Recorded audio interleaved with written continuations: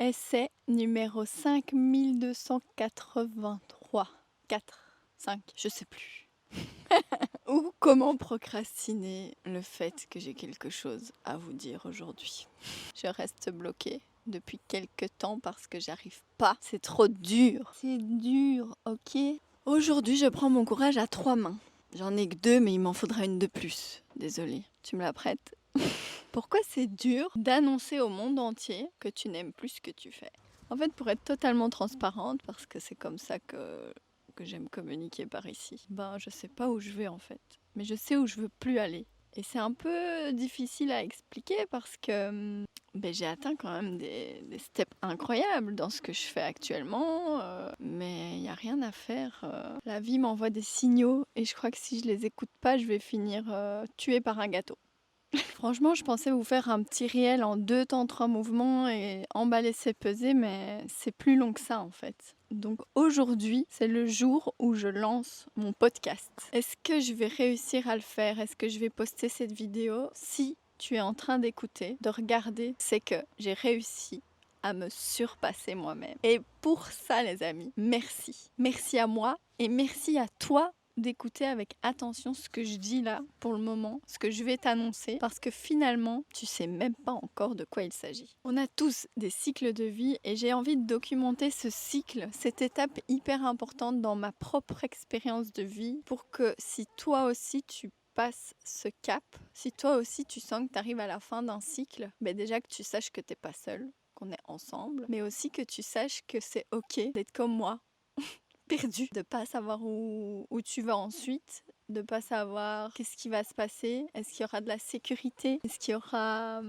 du succès. Aujourd'hui, j'ai envie de l'annoncer. Ça fait 10 ans que je bâtis un rêve. J'ai commencé complémentaire, j'ai vraiment eu difficile et encore aujourd'hui, j'ai difficile à boucler les fins de mois, etc. Et c'est aussi ce qui me motive finalement parce que je vois pas trop l'issue au final. Quel est le but après tout ça finalement? En fait, si tu prends pas plaisir dans l'instant T, il n'y a aucun but. Mais j'ai kiffé ces instants, j'ai kiffé step by step, faire grandir ce bébé, loulou sucré, faire grandir ce petit business, d'abord de commande de gâteaux, ensuite sur les réseaux sociaux, via les formations, via l'émission, j'ai fait vraiment grandir ce truc pour finalement me rendre compte qu'après avoir réussi toutes ces choses que je pensais bâtir en une vie entière, me dire j'ai un peu atteint ce que je pensais atteindre en fait. Et puis quand tu as atteint un step, tu te demandes, tu te poses les questions, qu'est-ce que sera la suite, pourquoi tu le fais, et c'est hyper important d'introspecter à ce moment-là si vraiment t'as plus de but en fait, si vraiment tu sais pas pourquoi tu le fais au quotidien. C'est ce qu'il est en train de m'arriver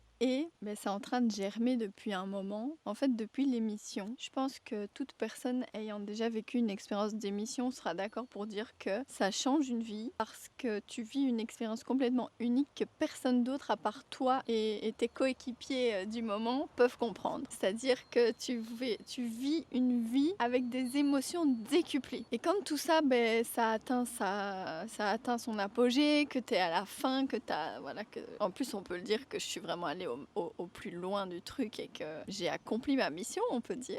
Après ça, tu retombes dans un état de normalité et c'est là que tu te poses 10 000 questions. Donc déjà ça m'a déjà fait réfléchir un peu sur ce que je voulais vraiment finalement après tout ça. Après quoi je courais. Donc ça a commencé à germer, je dirais, à partir de ce moment-là. Pour ceux qui me rejoignent aujourd'hui, en fait, il faut savoir que j'ai participé à une émission qui était un concours culinaire autour de la chocolaterie que j'ai remporté. Donc je suis trop fière et je suis hyper reconnaissante d'avoir vécu cette expérience et qui m'a totalement bouleversée aussi quoi. Sur le plan professionnel, sur le plan humain, ça m'a vraiment fait grandir en très peu de temps. Mais il y a eu plusieurs étapes. Il y a eu aussi ce voyage au Japon. Ça m'a ouvert l'esprit en fait. Tous ceux qui voyagent aussi pourront le dire. Le fait de voyager, de découvrir de nouvelles cultures, de nouvelles façons de s'alimenter, de vivre la simplicité des choses qu'on peut retrouver ailleurs, ça te montre en fait que tout est possible, qu'il y a des possibilités infinies ailleurs et que peut-être que là où tu es à l'heure actuelle n'est peut-être pas adapté à ta personne. Ça m'a un peu chamboulée en me disant mais qu'est-ce que tu fais là quoi? Mais bouge, voyage, fais d'autres choses quoi. Mais il faut savoir que entre les deux, j'ai quand même eu des coups durs comme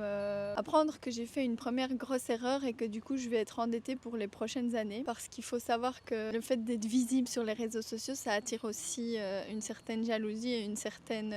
J'ai pas envie de dire le revers de la médaille parce que j'ai envie de croire qu'on peut briller sans finalement attirer les foudres. Dans mon cas, ça m'a attiré un petit lot de problèmes quand même. Donc voilà, mes premières dettes finalement, je peux l'annoncer, je suis endettée. Bon après, j'ai pas peur parce que je sais que je vais rebondir et que c'est minime finalement, c'est qu'un petit... Moi je prends ça comme un emprunt finalement. Et j'ai pas peur pour ça, honnêtement j'ai pas peur, j'ai fait le travail, tout va bien. J'ai eu vraiment une ascension fulgurante de visibilité, puis du jour au lendemain, tous mes réseaux sociaux ont été coupés pendant 1 mois. Ça aussi ça a été un coup parce que je me suis retrouvée face à moi-même sans la possibilité de mettre en avant mon travail et d'être rémunérée parce qu'il faut savoir que ce travail que j'avais réalisé, c'était dans le but de vendre en ligne et sans réseaux sociaux, je ne vendais pas. Oui, c'est même personnellement sur le fait d'être invisible aux yeux des autres alors que le but était d'être visible, donc ça met un coup. Mais c'est surtout le fait de ne plus pouvoir vendre pendant 1 mois alors que les factures continuent de tomber, que la vie continue quoi. Et 1 mois, c'est énorme, faire 1 mois de trou financier comme ça. 2024 a été une année qui m'a fait grimper.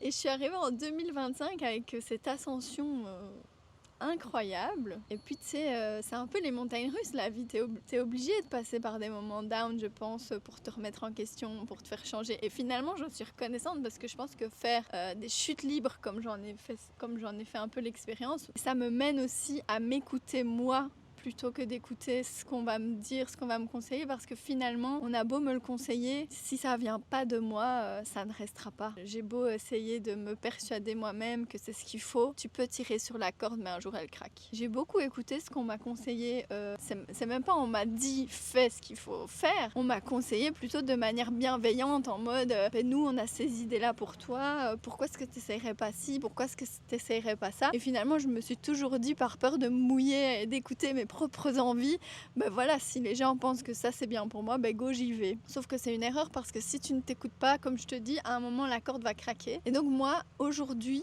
c'est vraiment ce travail que j'ai fait là depuis que je suis rentrée du Japon. Donc ça fait vraiment 2 mois que je suis rentrée en introspection et où je fais un peu le vide. D'ailleurs sur mes réseaux sociaux ça se ressent un petit peu pour le moment. Je suis vraiment en recherche de comment tourner cette situation à mon avantage. On va pas se cacher que c'est un moment difficile à passer de se dire j'ai bâti quelque chose et je vais le quitter. En fait, tout ça, ça recible où sont mes priorités. Et mes priorités, finalement, qu'est-ce que c'est ? Je pense qu'on peut peut-être tous se rejoindre là-dessus, vous me le direz en commentaire. Je pense que l'essentiel, c'est quoi ? L'essentiel, c'est le temps. Je pense que c'est la seule chose qu'on ne peut pas gérer dans la vie et qu'à tout moment, tu peux le perdre. Donc finalement, quand tu réfléchis bien dans la vie, qu'est-ce que tu as ? Qu'est-ce que tu peux avoir ? Qu'est-ce que tu peux travailler pour avoir ? Tu peux tout avoir, mais tu ne peux pas récupérer le temps que tu as perdu. Je pars du principe où le temps, c'est le plus précieux des cadeaux, que demain, tout peut s'arrêter.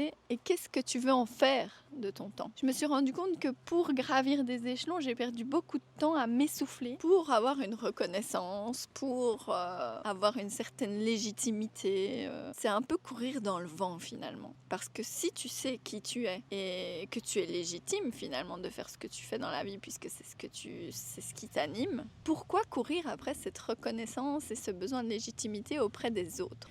Aujourd'hui, j'ai décidé de me choisir et que ça plaise ou non finalement. Alors que ça plaise, que ça ne plaise pas, je pense que si ça me plaît, ce qui va rayonner de moi, ça va être ce que j'ai à l'intérieur. Et donc je pense qu'à partir du moment où c'est quelque chose qui est fait avec le cœur, ça ne peut que résonner dans le cœur en face. Donc aujourd'hui, j'ai décidé de suivre ce qu'il y a de là. Et ce qu'il y a là, c'est la créativité. Ce qu'il y a là, c'est l'envie d'accompagner, l'envie de partager. Et je t'avoue, aujourd'hui, il n'y a rien de clair. Je vais pas te dire, je vais être peintre, je vais être community manager, je vais être ci, je vais être là. Non, je veux pouvoir faire un peu tout ce que j'ai envie, en fait. J'ai envie de pouvoir voyager quand j'ai envie de voyager, de pouvoir créer quand j'ai l'envie de créer, mais de pouvoir aussi accompagner des personnes sur leur propre chemin professionnel et personnel. J'ai envie aussi d'inspirer des personnes à voir qu'on est tous humains finalement, à travers justement cette chaîne YouTube, ce podcast, mes réseaux sociaux. En fait, j'ai envie d'être plus qu'une petite case, parce qu'on m'a mis dans la case de la pâtissière, où je me suis peut-être mis toute seule finalement. Je me suis mis toute seule dans cette case de la pâtissière, de la chocolatière, mais finalement, qui se résume à son métier. Qui n'a pas une vie privée en dehors du métier? Qui n'a pas d'autres passions que son métier? Mais je pense qu'on a tous d'autres choses dans notre vie. Et finalement, je veux plus rentrer dans une case. C'est vrai que quand on te pose la question, tu fais quoi dans la vie? C'est facile, et c'est ce que je réponds. Je suis pâtissière. C'est facile en fait. Tu dois pas te justifier. Si demain on me dit qu'est-ce que tu fais dans la vie et que je dois répondre honnêtement, en fait je suis artiste, je suis sensible, j'aime bien faire de la pâtisserie, j'aime bien faire un peu d'immobilier, j'aime bien retaper des maisons, j'aime bien accompagner des personnes, j'aime bien former, j'aime bien accompagner, je l'ai déjà dit mais c'est fort. J'aime bien enseigner, transmettre, j'aime bien beaucoup de choses. Donc aller dire à quelqu'un bonjour, qu'est-ce que tu fais dans la vie? Et en avoir pour 1 heure d'explication, voilà, tu coupes court et tu dis moi je suis pâtissière. Sauf qu'en fait, je ne suis pas pâtissière, c'est terminé. Je veux bien de temps en temps. J'ai bien envie de continuer à faire de l'artistique en chocolaterie, de me faire mes petits déjeuners, de faire des gâteaux d'anniversaire à mes proches, de temps en temps une commande ou l'autre, pourquoi pas, même si je pense qu'in fine ça va se terminer. C'est pas comment on va clôturer cette vidéo, mais j'ai envie de dire que finalement, cette vidéo, c'est la fin de quelque chose. J'arrête pas de vous dire ce n'est que le début, je t'emmène dans mon aventure, etc. Mais aujourd'hui, oui, tu es toujours là dans mon aventure et c'est pas la fin. Je vais continuer justement, je crois que je vais développer ce côté communication, mais c'est la fin d'un cycle. Et j'ai envie de mettre en avant la possibilité de se dire que c'est ok, j'ai atteint l'apogée dans un certain cycle de ma vie, je ferme ce livre, j'en ouvre un autre et on va découvrir ensemble ce qui va s'y passer. J'ai plein d'envies, mais finalement, j'ai pas envie de re-rentrer dans une case là tout de suite. J'ai envie de pouvoir m'ouvrir plein de possibilités, de pouvoir créer en partenariat, de pouvoir créer pour des personnes qui ont du mal à créer, parce que je sais que c'est pas donné à tout le monde la créativité, même si je pense que tout le monde peut la développer. J'ai envie de pouvoir accompagner des personnes qui seraient peut-être en manque de confiance, en manque d'idées pour leurs projets, en manque de technique aussi, parce qu'à tout moment ça peut rester dans la pâtisserie. Moi je suis ok de venir accompagner quelqu'un qui a besoin de conseils en pâtisserie, puisque finalement je suis arrivée à un certain stade qui m'amène une certaine expertise. Donc je crois que je vais toujours rester aussi dans l'accompagnement des personnes qui souhaitent développer des projets pâtissiers, mais pas que. Des trucs visuels, des trucs sensoriels finalement. En fait j'ai envie de pouvoir rendre inoubliables les choses simples. Mais que ce soit ça mon métier. Et peu importe que ce soit dans le gâteau, que ce soit dans une création visuelle, une vidéo, un podcast, que ce soit un événement, que ce soit une formation, j'ai envie que les gens qui vont consommer ma création le gardent en tête et se disent waouh, ce moment il reste gravé quoi. Et à travers la pâtisserie, c'est ce que je cherchais. Mais il faut savoir que dans ce business, je suis pas alignée avec beaucoup de parties que je dois faire. Voilà, en tant qu'entrepreneur, on a des obligations, il faut tenir les commandes, etc. Et je sais pas, on serait une équipe de 10, peut-être que ça irait, mais là, moi, je suis toute seule pour le moment dans mon atelier. Je suis seule tous les jours, toutes les semaines. Et de temps en temps, je vous accueille pour des formations que je prépare seule, que je range seule. Et cette solitude, elle commence vraiment à me ronger. J'ai besoin d'échanger beaucoup plus et de partager avec vous au quotidien. Ce qu'il faut retenir, c'est que finalement, c'est pas la fin de comment dire, moi-même je sais plus ce que je dis. C'est surtout la fin de ce lieu physique dans lequel ça fait 2 ans à peu près. Je sais plus exactement, mais à peu près 2 ans que je suis à l'atelier Loulou Sucré. Je vais remettre les clés de cet établissement pour me concentrer sur des choses beaucoup plus alignées à moi, parce qu'aller tous les jours travailler seule dans cet atelier qui est énorme et beaucoup trop grand pour moi, c'est plus aligné. Donc je dis pas que je ferai plus de commandes, je pense que je continuerai peut-être plic-ploc comme ça si j'ai des événements sympas, parce que ça reste artistique. Donc si on me demande un gâteau qui sort de l'ordinaire, je pense que je les choisirai en fait. Ce sera beaucoup plus exceptionnel quand je ferai un gâteau finalement.